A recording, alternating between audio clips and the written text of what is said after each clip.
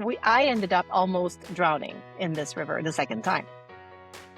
The biggest difference between the first time and the second time was the river was bigger, and it was how we approached it. We did not do all the planning, the thinking, a time where the context had changed, and therefore we needed to approach it differently. And it seems obvious we should do things different when the context is different, but we don't do this as it relates to our resilience. The demands will change, and yet we will tend to keep using the same thing, muscle our way through it the usual way. And that informed my personal learning, and also a lot of the work that I do. Welcome back to another episode of The Leader Within. Today, I'm excited to introduce Dr. Marie-Helène Pelletier. She wears multiple hats, including but not limited to CEO, workplace mental health expert, leadership psychologist, and author of the award-winning book, The Resilience Plan, a strategic approach to optimizing your work performance and mental health. Given her experience, I'm excited to have her share her insights with you. Well, welcome, MH. Can you please share with us a story that has really influenced how you lead yourself and others? Yes, and it's first a pleasure to be here with you, Angela. I'm thrilled. So a story, yes, one is it's actually not a work story, but it did influence everything. So I do a fair bit of mountaineering, and me and my husband have done multi-day treks in different countries and that kind of thing. But one time we actually went to Alberta, where you are, to do an 8-day traverse in the Canadian Rockies. And I tell the full story in the book, but part of what happened is we had to cross a river early in that trek. And because it is a wild traverse, you have to go in the water to cross it. There's no bridge or anything, no human-made structure. And so, but did, and it worked, and everything was fine. And later in this overall story, we had to cross that same river again, only that time it was much bigger, much more tumultuous. And for all kinds of reasons that I explain and all this, but I ended up almost drowning in this river the second time, almost dying, literally. And husband, Nick, saved me. So it all worked out. I'm fine. Obviously, I'm here. But what I learned from that story, was that the biggest difference between the first time and the second time was not what initially I thought, well, the river was bigger. And yes, it was. But it was how we approached it. The second time, for all kinds of reasons that I understand, but still, we approached it very differently. We did not do all the planning, the thinking, the using the full information. In a nutshell, what's at the heart of this learning is that we did not consider this second time a time where the context had changed, and therefore we needed to approach it differently. And it seems obvious. We're like, yeah, well, we should do things different when the context is different. And, I don't think anyone's going to argue against this. But we don't do this as it relates to our resilience.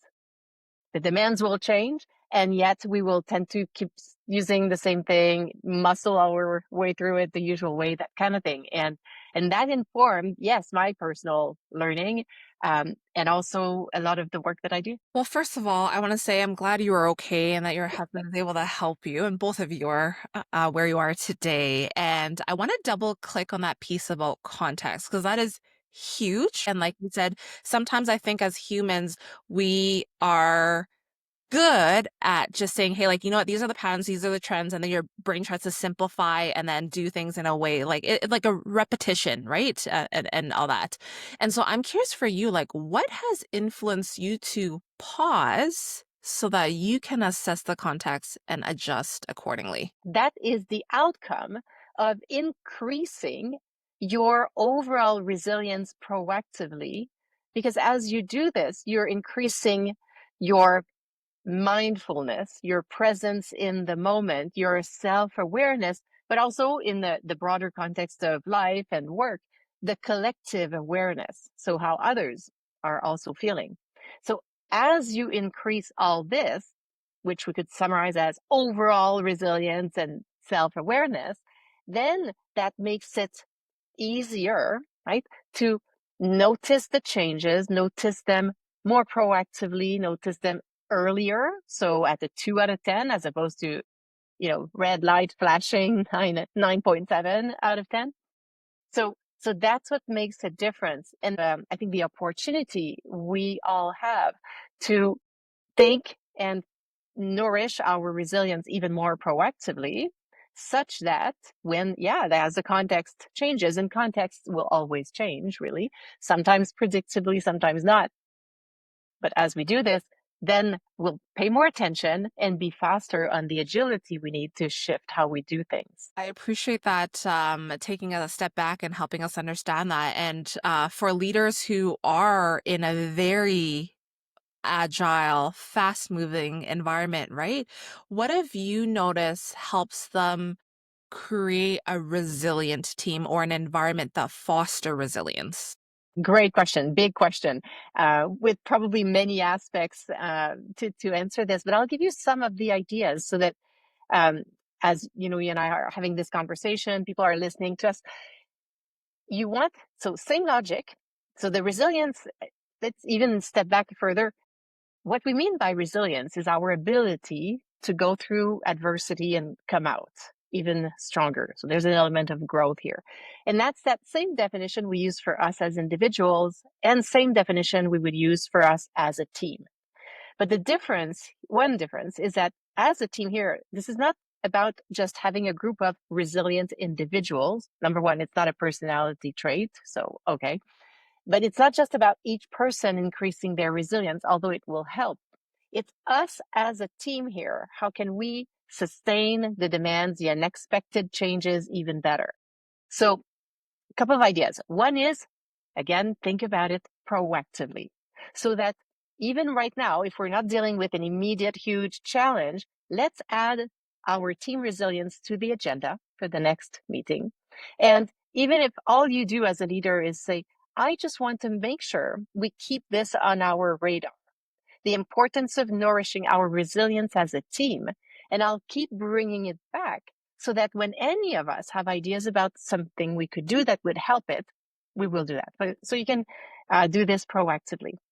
If we're predicting, we know there is a large project that will become very demanding, or there's a time of year, depending on the line of work we're in. Sometimes there is a moment in the year where we know the demands are much bigger. Let's start talking now about this high demand moment that maybe in 3, 6, or 9 months from now. But let's explore creatively how we can do this differently next time. And sometimes the team will have great ideas like, well, could we protect our overall demands 3 months prior to this? So we don't get there at our normal lower energy. We get there at the highest possible because we've proactively invested, for example. So that may be something to consider. Another one is, once we've gone through a very demanding time, so now we've done it, and often there is a debrief moment about how, what can we learn from it, which is good. Let's also find, who can we thank? Who helped us? Who from another team provided an idea or an email or something that helped us? And make sure we take this moment. And because as we do this, it's very nice to acknowledge and recognize people. It's something that helps overall psychological health and safety in a work context. And of course, any human would appreciate it. What we're also doing is investing in that relational aspect of resilience. So resilience is very much relational. It's involving our relationship, our community. And so that's another example of action. I appreciate you giving us those three examples. And one of the things that comes to mind as you share that is folks are usually very much in firefighting mode. So to be able to be proactive and just like switch gears in some senses is actually really difficult. And maybe not enough people do that. So based on the leaders that you've coached through executive coaching, etc., like what is a piece of advice that you've offered them to start ingraining those behaviors and modeling those behaviors for their team and organization? You're right. It is about behavior change. And a lot of the leaders I work with really connect easily with the framework I'm using in my book, but wrote it in the book because I was doing it in my work, which is to be strategic about it. Meaning, the same way we're being strategic, say, in the work context when we're launching a new service or a new product, we don't just have a great idea and say, well, let's do it. We have a great idea and we say, okay, who else is offering this? How much are they charging for it? Who's buying it? What forces might impact the demand for this? All of these and many other questions. And then we build a strategic plan, often with, say, 3 or 4 or 5 maximum, probably, pillars on how we're going to go about launching this to increase success. And then we adjust the strategy. So same thing here. So if I'm a leader, I know I'm used to my ways. I do realize it would really be great if I shifted or grew in a different direction. Let's create a strategic plan for you. How will you increase? Either you could have a plan for your own resilience, but could also be for your team's resilience. And so what we do is use that framework where we're first going to look at, okay, what are the values, your values as a leader, the values we share as a team here? What kinds of things bring us energy and supports? What kinds of demands are we facing? And what's the overall context? So all the kinds of things that are part of what we're operating within. And then based on that, create, and I usually say, let's do no more than 3 pillars. So 3 key directions connected with 3 key actions that we start implementing. And then what we'll do is on a regular basis, we'll identify what is the next action for next week or the next month that you're really looking to implement. And then we discuss how that went and then keep building from there. But that's what we do. And it's interesting you say this because even in the past 2 weeks, I've had a number of my clients share how things are going and reflecting on this is so different from how I would have handled this a year ago. It, in fact, is very much aligned with the goals they shared with me they created their plan, they implemented it, worked towards it. And sometimes they say this in a context that is 5 times more demanding than what they thought they would have to deal with. And yet they're approaching it exactly with the way they wanted to bring it for themselves and for their team. I love that story, and thank you for sharing that framework because what I think about is that structure actually helps when you're in a chaotic environment. That structure, that documentation, and then later you can actually look back and be like, "Whoa, this is where we've come," or "Hey, like we actually continue to exhibit this. Like let's double click into this a little bit more." So I'm gonna put a pause on the external leadership piece and I'm gonna go a little bit inwards. So as the premise of the podcast is all about the leader within, curious for you, how do you effectively lead the leader within? Well, I apply some of my own recommendations, thankfully. I try. And again, right, it's knowing is one thing, doing is another. But I do work very much to implement, and it works, I'm going to say, I don't know, 80% of the time at least, sometimes more in some phases than others. So I will do things like having my own strategic resilience plan and even having one for when the context changes and then implementing it. So for example, my book came out in 2024, and that is my first and probably only book. It is a lot of work to write a book. Loved it, but and so as I was preparing for the launch, people in my writing community and other people were sharing how this is a demanding time. You may want to decrease your other engagements and create space for this. And my entire life, when there's been more demands, I don't decrease the other engagements. I just add and move on. But this time it felt big, and I was thinking, okay, maybe I will listen and create a strategic resilience plan for that phase that had specific pillars that included, for myself, a pillar on investing in self-management or self-care. But basically, these things that we know from research will increase our resilience as much as we can proactively. So things like moving, right? Exercise, meditation, eating well, spending time with people you enjoy spending time with, protecting your sleep and time in nature, other things like that. So I had that whole pillar. So investing there. I had a pillar about being very deliberate about what I say yes to and no to actually protect time. And I had a pillar about continuing to listen to people who've done it before. And I know it sounds funny, but for me, sometimes I don't. I just do things the way I think I want to do them. And so for me, it was a helpful reminder. And that was amazing because could I have gone through that launch without all this? Yes. I probably would have ended up feeling fairly exhausted after, needing to take a break after, and not enjoying it as much because, you're more drained. Because I had done this, and it was as demanding as people had told me it would be, but it's also fantastic, really. You've worked on that book for years. So, it's kind of a good moment to be in and enjoy and have the energy for. And that's what it did.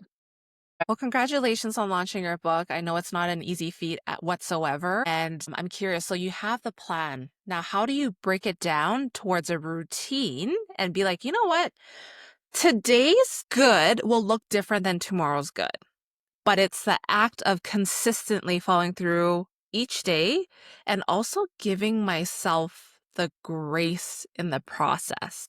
What did that journey kind of look like for you as you implemented your plan? Consistency is key there. And what that means is when the context changes, when today has different demands than yesterday, or you just have less energy for any reason, whatever, then okay, so if we want to keep the consistency, but you have less time or energy, then it's a different version. That's all. So, and that's the same as here in business when we have a strategic plan and ways to approach certain things. Sometimes we'll have to modify how we bring a certain pillar to life in a certain phase because a new context or a variation of the context has shown up. So same thing here. For example, your commitment was, I don't know, a 10-minute meditation every second day, let's say. Now, today is extremely busy, so it feels like I really need it, but I'm not going to do 10 minutes. Well, maybe I do 2 minutes. So it's a version. Or if for whatever reason it went to zero, did nothing, then I just increase my commitment to at least bringing back 2 minutes tomorrow. And so with that, it's the idea of having agility within the plan so that you don't go all or nothing. Well, since I don't cannot do the full thing, I'm going to do nothing. Not as ideal. It's true for so many things in life, right? Better to allow ourselves to be in the middle with self-compassion. And that self-compassion is not just a nice, soft thing to say. We know from research it helps. And so, and it allows us to just be more realistic with the context and go from there. You know what? It's so much easier said than done, especially like as a gal I am an all or nothing. So if I put in anything less than 100%, some days 100 something percent, I'm like, is it even worth my time? But I've learned that that's actually very unhealthy, operating on that extremes, and it's not sustainable at all. And so we've talked about the inner leadership. Now let's talk about the external leadership again. So what is the biggest gap that you've noticed then from a leadership effectiveness perspective based on the work that you've done? Because my work is more focused on the intersection of psychology and leadership, specifically that leadership resilience. I'll go with that angle. I would say the key gap is as a leader, we're often very focused on others, right? Serving others, supporting the team, others, all that. And so the gap is to realize we need to invest, and I'll argue strategically, in our own resilience. And what comes with, like, why do we not do this? It's in part because we think it's a personality trait. So I'm already like this. Why would I need to do anything? But it's not. It's a trait, which means we need to invest in it. Or sometimes as leaders, we'll say, yeah, resilient. I'll be that when I want it. Like it's a decision. No, you cannot just decide it. You have to invest to be able to pull from that bank. Or sometimes we'll just say, well, I don't have time. It's going to be whatever it is. It'll be a feeling in the moment. And the reality is we have a lot of agency. We will bring our better leadership self if we do invest. So biggest gap is to think, and people will tell me this, they'll say, MH, it's so simple. Do I really actually have to like pay attention and invest in this? Yes, it looks simple and it's not complex, but it does require strategic thinking for it to happen. And then it pays off. You touched on something there that kind of made me take a step back and be like, there's certain areas of leadership where you have some leaders be like, that's too fluffy for me. So when you have a leader who is within a group of leaders that you're helping and you understand, hey, like we kind of need everyone on the same bus to go in the same direction to help the sponsor of this initiative be successful. How do you work through something like that when someone does say, sounds a little bit of fluffy, everyone else can do it, I'm good? Well, ultimately, each person will make their decision. And, if it is not something that someone wants to do, that's just going to be what it is. But the reality is that if we're going to bring our best as leaders, we need to optimize the machine here. The machine being our body, our brain, and everything that we need to use to be a good leader. Being a good leader is not just knowing what needs to happen operationally or being great with any individual aspect. A great leader will really have a number of competencies and will need to bring all of these forward. An increasing part of that competency is the human side, which is taking even more space as AI becomes even more incorporated in our work. For all these reasons, yes, now is probably a great time to invest and not. But at the same time, part of being an even better leader is realizing that not 100% of the people will be on the same page at any given point in time. And that's okay. Different people will be at different places. Sometimes people will need some reading outside of just one person sharing it.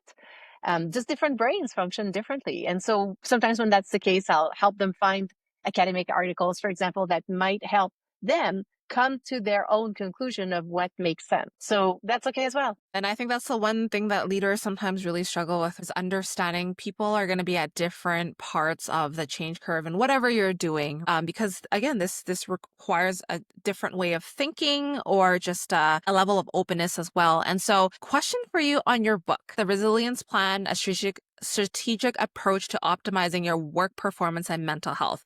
If you could offer one takeaway that folks can implement today, what would that be? I would say be curious about one action that you could bring back in your life that you've done before, you've let it go, but it was helping when you did this. It did increase your energy. It did ground you or made you feel happier, any of this. So if something comes to mind there, I would say bring that back. If nothing comes to mind, then I would say be curious about how you can bring more mindfulness, whether it's yoga, meditation, Tai Chi, any amount of time. Keep looking because so much of your work requires to be sharp and have an edge in how you're creatively approaching any question you have, this problems we cannot solve immediately and all these things. And we know from research that this will make a difference. So either bring back something you've done before you've let go and be curious about how you can do this. Or if you don't have an answer there, then go on the meditative activity piece. I appreciate that actionable piece of advice. And as we slowly wrap up our conversation, what do you think it takes to unleash the potential of individuals and organizations? I would say invest strategically in resilience at 3 levels: the individual level, the team level, and the organizational level. Because if we do this, then all the reasons why we're here to serve our clients, whatever the mission is of what we're doing, will be achieved better. The teams will achieve better, and individuals will achieve more and be happier. Really great call out. And last question to you is what is one thing that is top of mind for you right now that we can either celebrate with you or help you with? The book is definitely at top of mind and exciting to celebrate or contribute to, if we want to think of it this way. And it's something I learned as I was doing this. There are so many ways we can increase the strategic resilience conversation. Sometimes it will be through inviting a speaker, whether it's me or someone else. Sometimes the book can complement the talk. So people either read it after as a gift or corporate book clubs are getting the book and reading it before they bring me in to speak to everyone. It's continuing conversation aspect, Angela. I would say that is, I think, so exciting for me, and that has gone in more directions than I thought it would as a result of the book. But just overall, whether it's this or in any shape or form, the more we bring more strategic resilience at all levels, that's what's on my mind. Well, a huge kudos to you for doing this important work because as geopolitical, financial, like there's just so many different external influencers impacting folks. It does help organizations to be very strategic about how do we then equip all three levels to navigate what is ahead of us. MH, thank you so much for sharing your insights and your stories. I really appreciate you.